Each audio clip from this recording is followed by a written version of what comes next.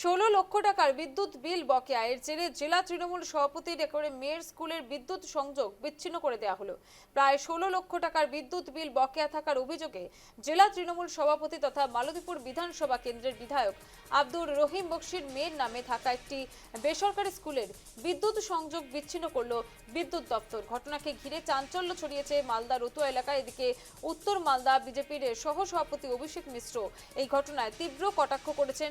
শিক্ষা প্রতিষ্ঠানের নাম করে লক্ষ লক্ষ টাকা আয় করা হলেও বিদ্যুতের বিল পরিশোধ করা হয়নি।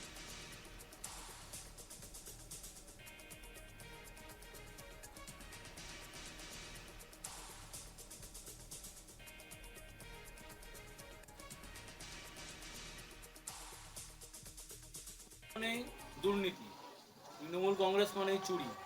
তৃণমূল কংগ্রেসের বিধায়ক মালতীপুরের জেলা সভাপতি তিনি তার নিজের নামে, তার বকলমে, তার যে ট্রাস্টের আন্ডারে যে দুটো স্কুল চালান, সে স্কুলে 12 লক্ষ টাকা ইলেকট্রিক বিল কয়েক বছর ধরে দেননি।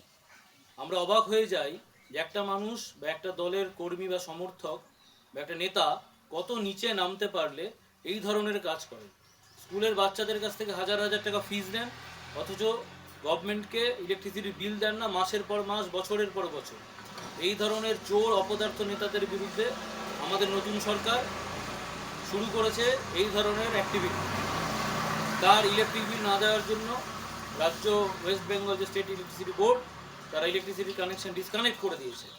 আমি এই রকম নির্লজ্জ বেহাদের প্রতি আমাদের ধিক্কার, যে মানুষের ক্ষতি করে, সরকারের রাজস্বের ক্ষতি করে এরা দিনের পর দিন